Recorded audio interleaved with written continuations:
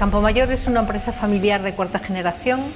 Yo soy María García, pertenezco a la tercera generación. Nuestra actividad tradicional siempre ha sido la producción y comercialización de huevos para consumo humano. Somos una familia empresaria tremendamente inquieta y basamos nuestra estrategia de crecimiento en añadir un valor diferencial al mundo del huevo desde una innovación disruptiva.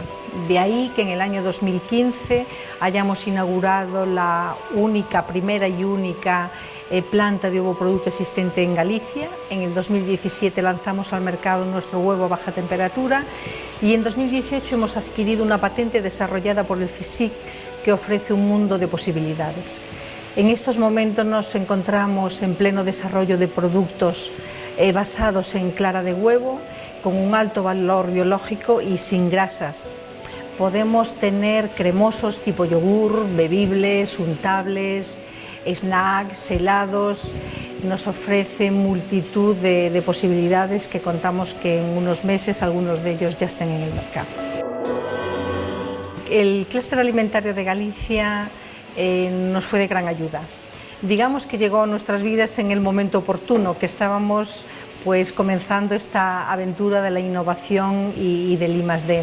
Tuvimos siempre todo su apoyo, toda su disposición. Desde el primer momento adquirimos un gran conocimiento, que es algo muy importante cuando das estos primeros pasos en nuevos proyectos.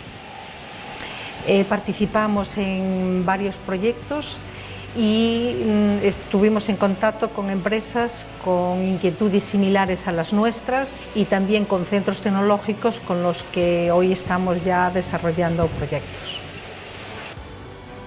Recibir un premio siempre es agradable porque es un reconocimiento al trabajo y al esfuerzo, pero si además es en tu propia tierra y otorgado por empresas de tu sector, en este caso el agroalimentario, es doblemente más satisfactorio.